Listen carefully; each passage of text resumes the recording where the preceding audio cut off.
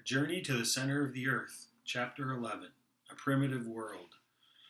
It would be impossible to describe the amazement and rage we felt on finding that we had returned to the shore we had left.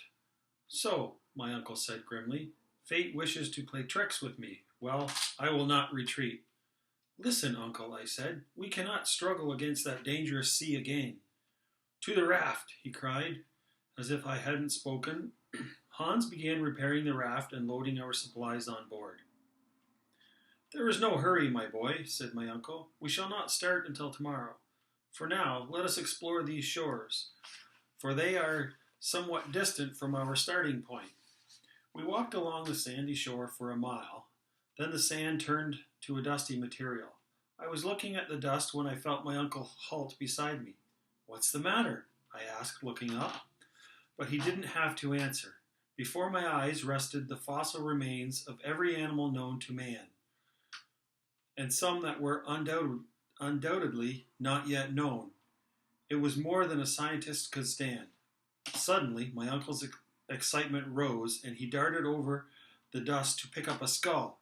Harry, he cried, this is a human head. I was amazed and as overjoyed as he. A human skull from this period in history when no human was thought to exist, and a skull covered with a parchment-like skin with the teeth intact, and with a full head of hair.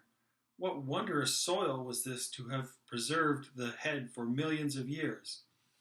And the body, 6 feet in length, was there too, surrounded by this man's hatchets and flints. We were in a cemetery of an extinct world. My uncle quickly gathered up many of these specimens to convince the world above. Had these beings been buried by a tremendous earthquake, or had they lived here in this underground world? And were any of these men still wandering these shores inside the earth now? We turned inland towards a vast forest in the distance. We decided to see what new discoveries the forest held for us. We had just entered the forest and were examining the giant ferns, pines, and yews when some movement caught my eye. I stopped in my tracks. There in the distance was a herd of mastodons, gigantic elephants of the prehistoric period.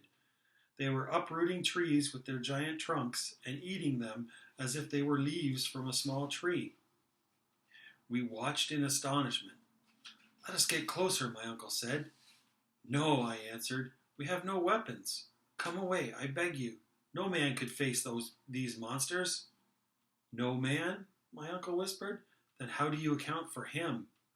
I looked to where my uncle was pointing.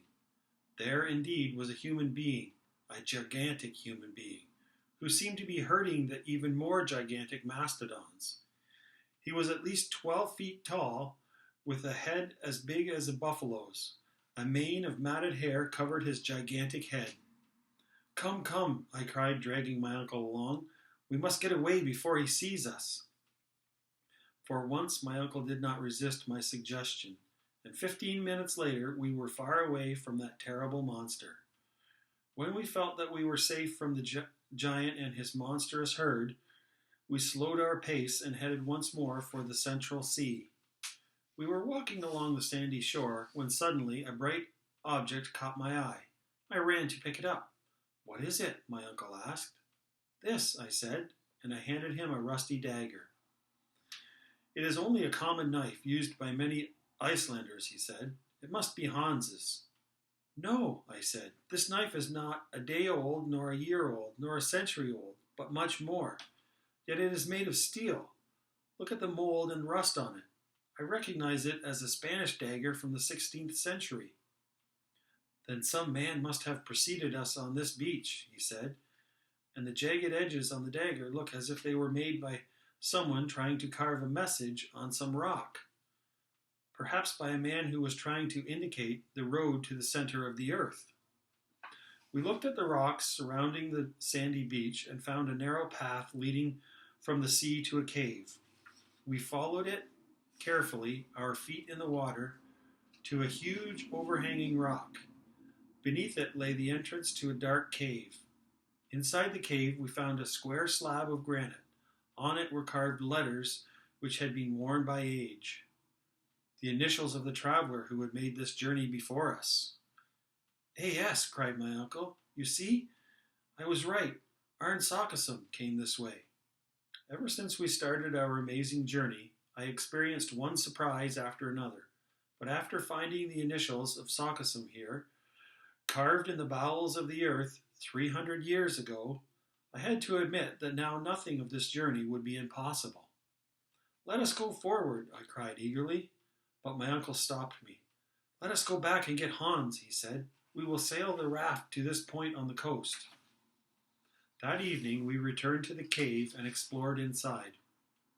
We had gone no more than a dozen steps when we stopped by a huge block of solid granite. There was no turn to take. "There is no opening here," my uncle said sadly. "But what about Sakasum?" I asked. "Perhaps this rock closed off the passage during the 300 years since he made his journey," he said. "We must find a way to remove it," I cried wildly. "Perhaps we can attack it with pickaxes and crowbars," my uncle suggested. "That will never do," I said. "We could never pry it away with ordinary tools. No, we must use gunpowder to blow it out of our way." "Marvelous!" cried my uncle. "To work!" By midnight we had dug a hole in the rock large enough to hold 50 pounds of gunpowder. Then we stretched a long wick to carry the flame to it from outside the cave. Resisting the temptation to light it immediately, we instead slept till morning. The next day, the 27th of August, we were all up at 6 o'clock and ready. I took the lantern and went to the fuse, which would take about 10 minutes to burn. My uncle and Hans remained in safety on the raft. We planned to sail a distance away to avoid any effects of the explosion. "Are you ready?" my uncle asked. "Quite ready," I answered. "Then fire away." My heart was jumping. I lit the wick, then ran back to shore and jumped on the raft. Hans guided us a distance away while the fire was heading for the charge. 5 minutes, said my uncle. 4, 3, 2, 1 minute to go. 30 seconds. Then the roar of an explosion. The sea seemed to have gone mad.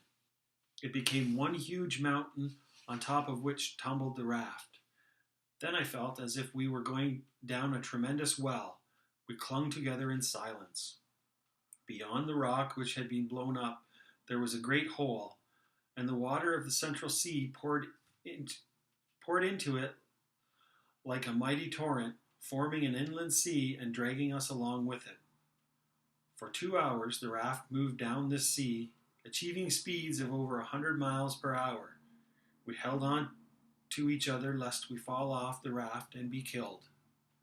There was no doubt that we were upon the road taken by Sakasum, but instead of climbing down as we had planned, we were taking the whole sea with us. After several hours the tunnel widened, but the raft kept spinning and rushing at lightning speed, more than 100 miles an hour. I managed to recover my balance enough to check our supplies. Most had disappeared. Of all our instruments, only the chronometer and the compass were on the raft.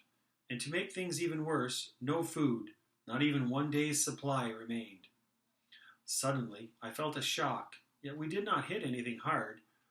Water poured all over us. We were caught under a giant waterfall, which almost drowned us. But in a few seconds, the raft was forced out from under it, and we were once more along our way. "Harry, Harry," I heard my uncle call. "Do you see what has happened? We are now being carried upward." I touched the wall, which ripped at my hand. We were indeed going upward, and at an extraordinary speed. The water of the Central Sea must have hit the bottom, my uncle reasoned, and it is now forcing us up this narrow well. A whole hour passed. The fate that awaited us seemed to be a rock roof at the top of the well, and a crushing death. End of chapter 11.